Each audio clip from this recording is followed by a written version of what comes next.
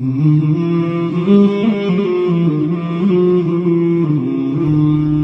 یہ تو بہت ہی ایک عجیب سی وہ ہے کہ بے استغنا. میں تو ہم نے تو بچپن میں ان کے بیانات سنے ہیں بھائی, ان کے بیانات سے متاثر ہو کر ہمیں دین پر لانے میں ان کے بیانات کا بہت بڑا دخل ہے.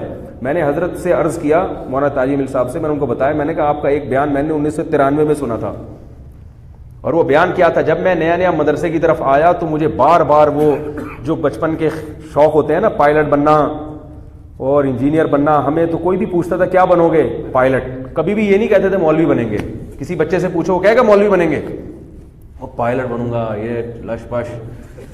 تو میں جب مدرسے کی طرف آ گیا تو وہ سارے پلان ہمارے پائلٹ میں نے اپنی تصویریں بھی کھنچوائی تھی پائلٹ کے, اس ماڑی پور بیس مسرور جو ہے نا ماڑی پور میں, تو وہاں ہم 7 ستمبر کو جا کے پائلٹ کے بیس میں, وہ اس کے ڈریس میں, بیس مسرور میں پائلٹ کے ڈریس میں, ہیلمٹ ہاتھ میں, اور ایسے لش پش بن کے تصویریں.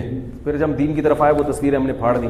کچھ تصویریں کہیں ہمارے رشتہ داروں کے پاس ابھی بھی پڑی ہوئی ہوں گی, ہم نے مانگی دی نہیں, تو وہ پرانی تصویریں سے پائلٹ بنے ہوئے کھڑے ہوئے ہیں جہاز کے ساتھ نا, کہ بنے نہ بنے شوق تو پورا کرو بھائی. تو مجھے بڑا شوق تھا, سب بچوں کو ہی ہوتا ہے. ہم جب مولوی بنے تو سر پہ ٹوپی آ گئی, بالکل ہی کرتا آ گیا بغیر کالر کا, عجیب سا اسٹائل ہو گیا. تو شیطان بہت ورغلاتا تھا کہ چھوڑ دے مدرسہ, چھوڑ دے. اس زمانے میں مدنی مسجد گیا شب جمعہ میں, حضرت مولانا طارق جمیل صاحب کا بیان شروع ہو گیا. اللہ نے بڑا فضل کیا. وہ جو بیان حضرت نے کیا تھا, میں نے حضرت کو بتایا, حضرت اس وقت جو آپ کے بیانات ہوتے تھے بڑے جوشیلے بیان ہوتے تھے. وہ بیان ایسا تھا کہ جب حضرت نے بیان شروع کیا نا تو مجمع جو رویا ہے, دھاڑے مار مار کے لوگ رو رہے تھے. ایسی کنڈیشن تھی, ایسا لگ رہا تھا کہ یعنی کوئی عجیب اللہ کی سکینت آسمان سے نازل ہو رہی ہے. عجیب کیفیات تھی لوگوں کی. شروع میں تو ایسے سکینت نازل ہو رہی ہے, ایسا مجمع پر جو ہے نا سحر جادو ہو گیا, اور پھر جو لوگوں کی ہچکیاں بندی ہیں وہ داڑے مار مار کے لوگ روئے ہیں. بڑا عجیب بیان تھا. اس وقت ریکارڈنگ کے اور ان چیزوں کے اتنا مضبوط سسٹم نہیں تھا. تو اس بیان میں حضرت کہہ رہے تھے کہ بھائی یہ دنیا کی حقیقت بیان کر رہے تھے کہ جو ٹانگا چلانے والا ہے نا وہ بھی کوچوان ہے, اور جو جہاز اڑانے والا ہے وہ بھی کوچوان ہے. وہ بڑا کوچوان ہے, یہ چھوٹا کوچوان ہے, ہیں دونوں ہی کوچوان. تو وہ ایسی دنیا کی نفی کی انہوں نے کہ میرے دل سے وہ, میں نے حضرت کو بھی جب ملاقات ہوئی میں نے کہا حضرت اس بیان میں آپ نے پائلٹوں کی واٹ لگا دی تھی. ایسے ہی میں نے کہا پائلٹ بننے کا شوق کیا ہو گیا کافور. پائلٹ کی اہمیت کا انکار نہیں کر رہا میں, اگر اللہ کے لیے ہے, اپنے ملک کے دفاع کے لیے ہے, پھر تو پائلٹ بننا بہت بڑی فضیلت ہے. ہوائی جہاز اڑا کے اپنے ملک کا دفاع کرنا, مسلمان قوم کا دفاع کرنا, یہ تو صحابہ بھی میدان جنگ میں گھوڑوں پر سوار ہو کے بہادری کے جوہر دکھاتے تھے. لیکن ہمارا مقصد تو شو مارنا تھا نا, کیا خیال ہے؟ ہمارا مقصد تو یہ تھا اڑیں گے, پھر یہ پھر نیچے اتریں گے. تو نیچے تو اتریں گے ہی نہیں, ہم کہا اڑ وہیں جائیں گے بھائی, ہم نیچے کیوں اتریں؟ تو ہمارا تو مقصد دنیا تھی.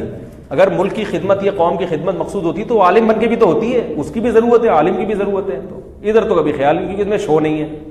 اب ٹوپی پہن کے جب گھر آئے, اور مدرسے والوں کو اللہ ہدایت دے, یہ ہمارے مدارس کے جو محتمیم بچوں کے ٹینڈ کرا کے رکھتے ہیں, تو بڑے لوگ ہیں, میں چھوٹا منہ بڑی بات, اللہ کا واسطہ یہ رسم کو مدرسوں سے ختم ہو جانا چاہیے. ایک تو اتنا بڑا مجاہدہ کر کے ہم کالج چھوڑ کر, پتلونیں چھوڑ کر, وہ جو شو بازیاں تھیں وہ چھوڑ کر مولوی بننے کے لیے مدرسے میں آئے, پائلٹ کا خواب چھوڑ دیا. ویسے بھی کوئی بننا نہیں تھا, لیکن ایک خواب تو تھا نا انجینئر کا, اور یہ بنیں گے اور یوں بنیں گے. کبھی خیال آتا نیوی میں جاؤں گا.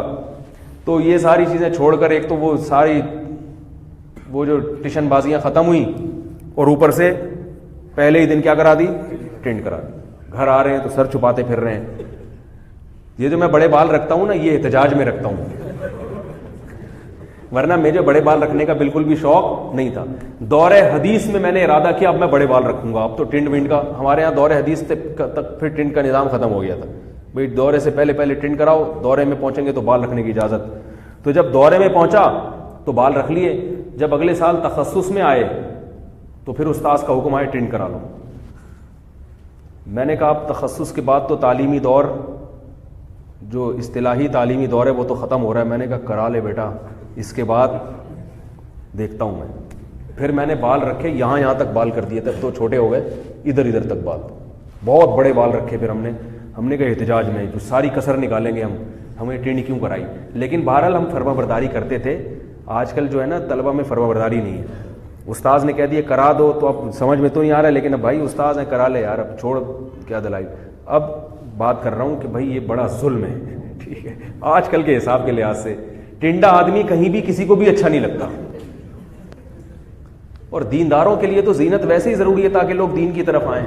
ٹرینڈ کرا کے عجیب حسن تیرا اس طرح سالم رہا، سر منانے پر بھی تو ظالم رہا.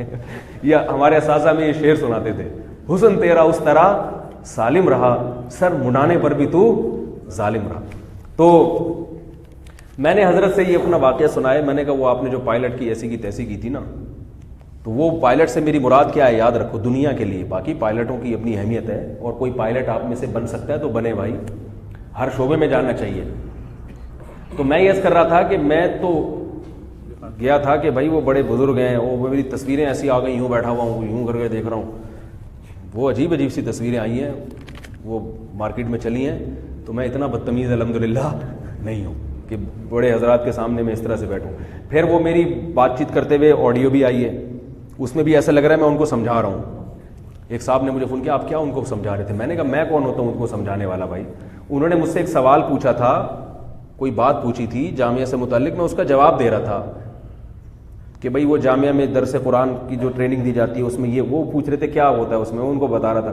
تو وہ ایسا لگ رہا ہے جیسے میں ان کو سکھا رہا ہوں کہ ایسے دیا جاتا ہے درس قرآن. تو وہ آدھی بات آئی ہے نا. تو یہ یعنی وہ ان تصویروں سے آپ دھوکہ نہ کھائیں.